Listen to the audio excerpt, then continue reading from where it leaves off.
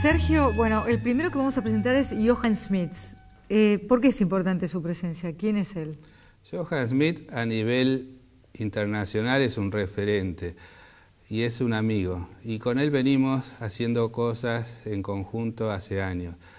Y Johann Smith tuvo también unos fellows en Bélgica, porque él es de la Universidad Libre de Bruselas, en donde estos fellows peruanos lo interesaron en el tema de camélidos. Y él viajó a Perú y está reconocido en Perú también en esta área, y por esas casualidades uno acá también se embarcó en ese camino. Y es una persona que está trabajando mucho en el tema de los folículos, que es donde están los óvulos, de la maduración in vitro de los folículos, es decir, es un experto que le dio una relevancia importante junto con los otros invitados a este simposio. Y yo creo que está bueno escuchar lo que nos dijo, hacer un extracto y después comentamos eso que él mencionó. Bárbaro, lo escuchamos entonces, Johann Smith.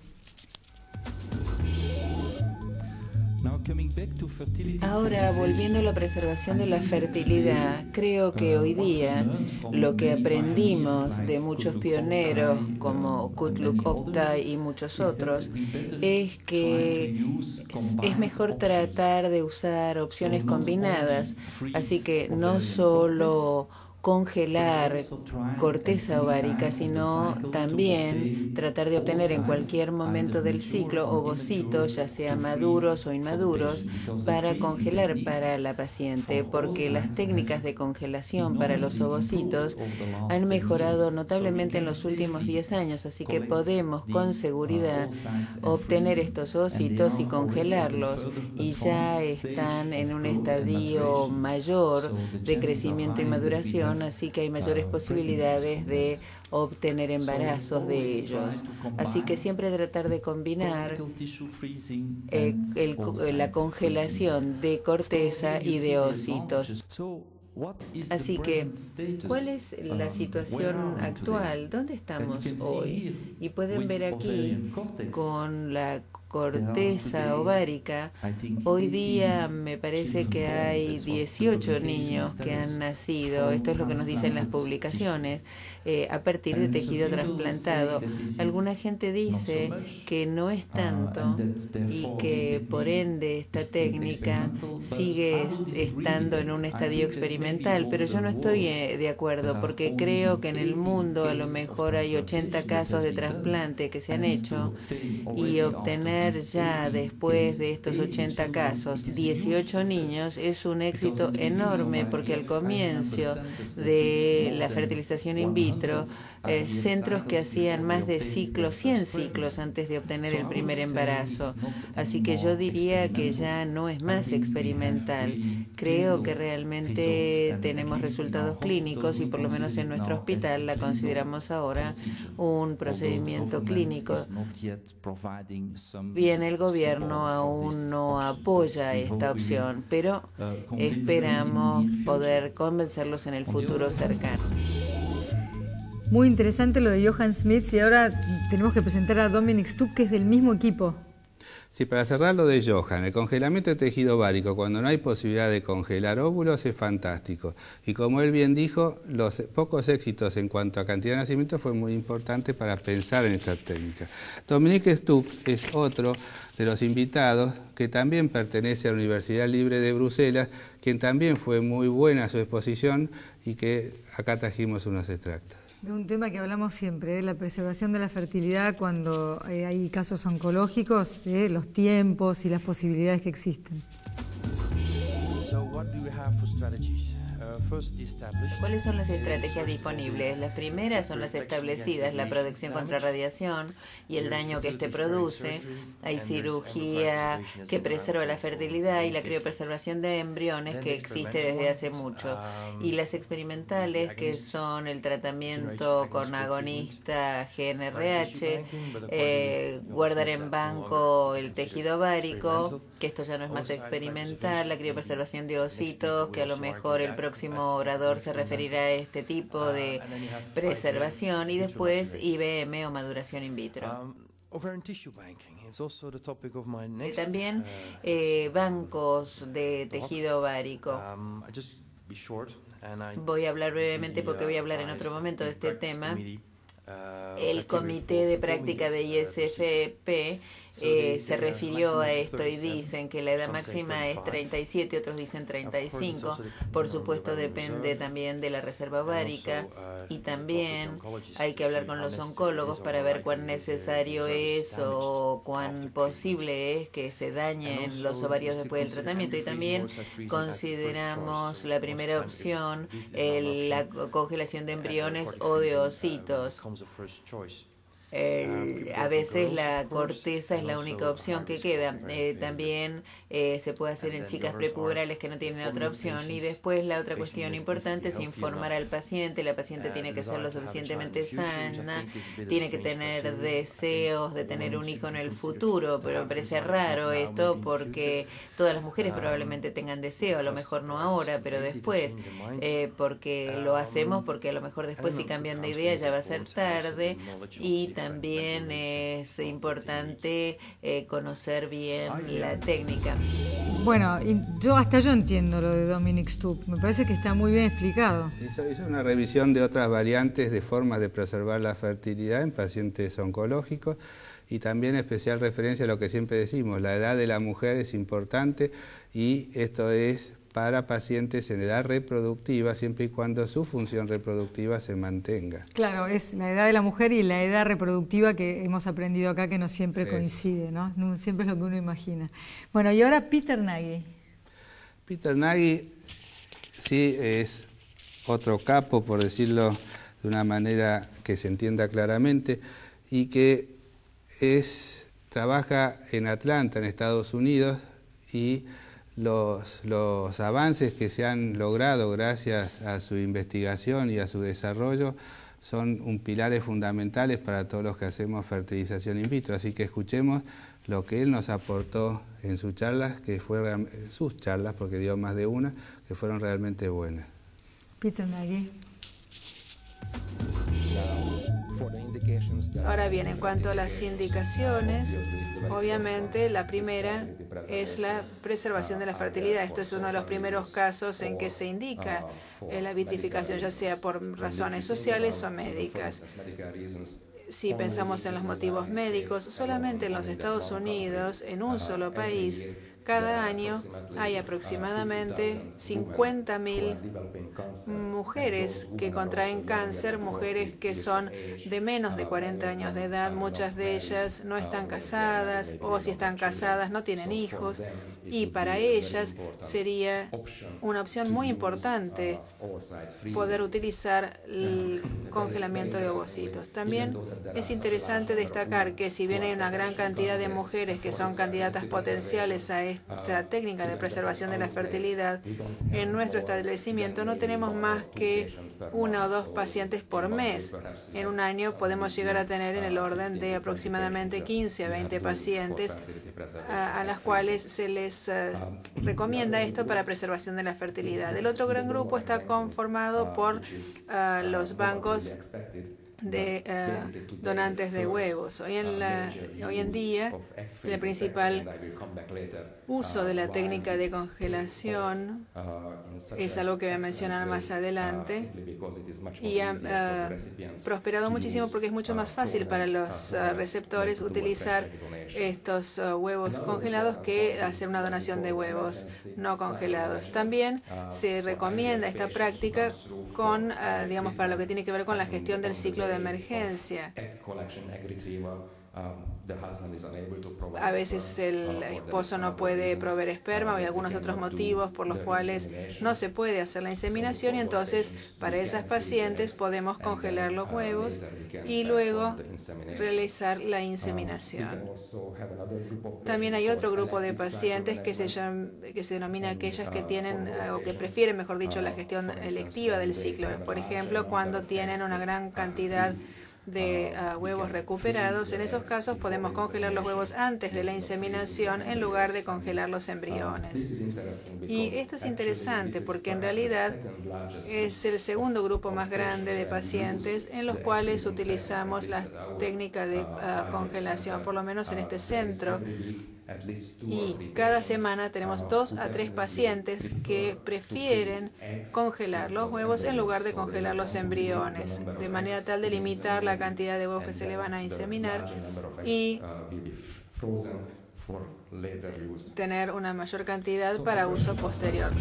Es bueno saber, Sergio, que algunas de las cosas que ellos explican son temas que nosotros venimos tratando, ¿no? Y cómo inclusive el mejoramiento de las técnicas de la vitrificación de óvulos ha reemplazado o equipara al de congelamiento de embriones, lo cual soluciona muchos problemas, como bien se dijo, y más en pacientes oncológicos en los cuales la evolución posterior, si no llegase a ser buena, es preferible tener congelados óvulos y no embriones. Por eso seguimos escuchando a Peter Nagy. Hoy, desde el año 2007 a la fecha, la eficiencia se ha incrementado de manera muy significativa y se necesitan solo 4 o 5 huevos criopreservados para obtener un embarazo y nacimientos vivos. Esos huevos, hay que recordar, provienen de donantes que son jóvenes, digamos, mujeres saludables, o sea que son huevos de calidad. Si tomamos otras poblaciones de pacientes, seguramente necesitemos más huevos que este número que se consigna aquí, pero de todas maneras pueden ver que la eficiencia se ha incrementado de manera significativa. Ahora bien, si comparamos el congelamiento lento y la vitrificación, veremos que la sobrevida y el embarazo son significativamente más altos en el caso de recurrir a la vitrificación en comparación con lo que es la técnica de congelado lento. Quiero aclarar que no se trata de una comparación equitativa entre ambas técnicas por algunas razones, entre ellas que el congelado lento incluye datos más antiguos y la vitrificación, por el contrario, utiliza huevos de donantes y, como les decía, en general son de mayor calidad, por lo que es dable esperar que tengan una mejor tasa de sobrevida y de embarazo. Ahora, haciendo lugar a esta diferencia, es claro que la vitrificación resulta una tecnología más eficiente. ¿Qué es la vitrificación? Se trata de un proceso que produce una solidificación similar a la del vidrio de las células vivas. Sergio, y lo que tuvieron los extranjeros fue la posibilidad de escuchar a nuestro doctor Quintanz, ¿no? Que está con vos en el laboratorio desde el día 1 y que es un maravilloso científico investigador y que habló también de técnicas, ¿no? Con el que también hicimos nuestros aportes, que fuimos viendo varias veces, y él tocó el tema no menor, que es todo lo relacionado con el congelamiento en el hombre, que es la otra pata del problema. Cuando el hombre tiene el problema oncológico, todas las cosas que se pueden hacer el día de hoy. La Argentina también tiene cosas para contar. Quintanz. Nosotros directamente lo que fuimos haciendo fue, desde hace tiempo, utilizando esto, que es una planchuela de acero inoxidable pulida, esterilizada, que se enfrían los vapores de nitrógeno, se enfrían sobre esa planchuela las muestras por contacto y después con una pinza se guardan en un criotubo en nitrógeno y después se almacenan en el contenedor final como corresponda. De esta forma uno puede llegar a tener 25 o 30 muestras diferentes adentro de un solo criotubo, y para casos en que uno quiere asegurarse de que va a tener, por ejemplo, para el caso que uno tiene que usarlo para mantener la fertilidad en un paciente que va a someterse a un tratamiento agresivo, cuanto más alícuotas uno tenga, más sencillo va a ser en el futuro poder disponer de muchas oportunidades para realizar el tratamiento, porque hay que tener en cuenta que esa puede ser la última muestra buena que se consiga de un paciente. Una opción más fácil que esa es utilizar contenedores de aluminio que se ponen a flotar arriba del nitrógeno y se vuelcan las gotitas arriba de esa superficie para congelarlas. Bueno, cuando nosotros pasamos de usar tubo a usar estos pellets, hicimos una determinación de la sobrevida en uno y otro caso y vimos que no había diferencia significativa, con lo cual seguimos utilizando, pasamos a utilizar los pellets y estamos conformes porque achicamos el volumen de espacio ocupado por una muestra y multiplicamos la cantidad de muestras que se guardan. Bueno, y a veces ocurre que uno tiene que llegar a un tratamiento y por falta de experiencia o porque se gastaron todas las alícuotas en tratamientos previos en otra parte, nosotros nos hemos encontrado con que la posibilidad de hacer un tratamiento de un paciente depende de una sola alícuota y en esos casos, ya les digo, con muestras normales, lo que uno puede recurrir es a lo que se conoce normalmente como scrapping. El criotubo destapado se coloca arriba de una placa de Petri estéril, se maneja el criotubo con material aislante para no fundir la muestra y para no quemarse los dedos, y con una espátula se raspa. Con esas pequeñas fracciones de muestra que caen en el tubo, en la placa es suficiente como para fundirlas y tener material para hacer un ICSI. Carlos Quintanz es nuestro y estamos muy orgullosos de él, ¿eh? Veamos ahora qué nos dice John Chávez. John Chávez. De la Universidad de California, Estados Unidos, que nos va a hablar, o nos habló, muy interesante, de células madre. Qué interesante ese tema, del que se espera a veces muchísimo, no se sabe a esta altura del partido dónde estamos parados en el mundo, y en este tema específico con las células madre. Una vez más, una breve reseña respecto de qué hace que las células madre sean únicas. Tienen la capacidad de ya sea autorrenovarse, en otras palabras, de hacer una copia duplicada de sí mismas o bien de diferenciarse. En este caso estamos hablando de células madre pluripotenciales que pueden diferenciarse en cada una de las clases de las células del cuerpo, que incluyen neuronas, cardiomiocitos, como así también glóbulos rojos. Las células madre tienen esta capacidad de autorrenovarse, diferenciarse, es porque hacen un proceso que se llama división asimétrica. En este proceso, la célula madre hace una copia idéntica de sí misma y también una célula progenitora que va a ser objeto de divisiones asimétricas para iniciar el proceso de diferenciación.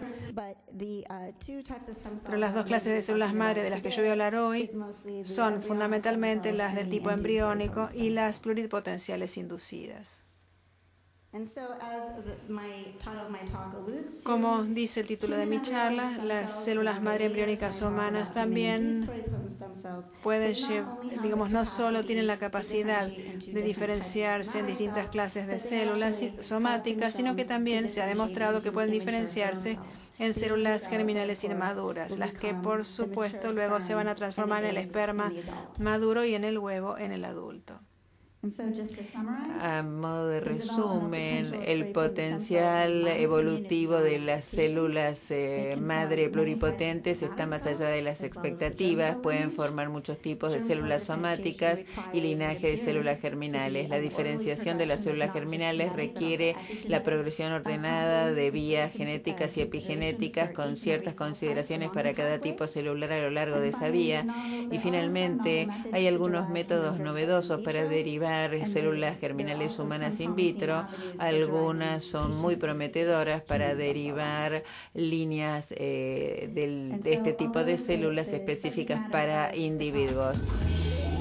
Está bueno escuchar este tipo de cosas, porque con el tema de células madre es mucho lo que se fantasea, algunas cosas se están logrando en el mundo y tener a alguien que realmente dedica su tiempo en una universidad, o sea, todo su día a investigar es buenísimo, ¿no? Y pensar que de las células madres se pueda llegar a obtener espermatozoides maduros y óvulos maduros para de esa forma solucionar el problema si lo hubiese, es fantástico. Pero está muy en pañales, es investigación todavía y hay que ver si eso algún día llega a ser una realidad. Pero está bueno escuchar todos los avances que se van teniendo. ¿Tu sensación es que va rápido? Porque hay, digamos, el mundo entero está interesado, hay mucha inversión en que se avance rápido en eso. Es un área fascinante y esa fascinación hace que se vuelquen esfuerzos para tratar de encontrarle la vuelta a estas cosas y yo creo que sí, que los avances son importantes. Ahora, si eso en algún momento se va a poder llevar a la práctica sin riesgos para la descendencia es otro tema. Ok. Y también puede ser, y esto es para cerrar y ya vamos al corte, puede pasar que, por ejemplo, los investigadores en Alzheimer descubran cosas de las que luego se nutra la medicina reproductiva y viceversa. Todo sirve, así como uno investiga en un área y sirve después para otro. Hay hallazgos. Seguro. Que se pueden, de los que Seguro. se nutren diferentes Totalmente. disciplinas. Bueno, ahora enseguida volvemos nosotros y luego haremos conclusiones de cierre y vamos a repetir dónde se puede ver completas las ponencias.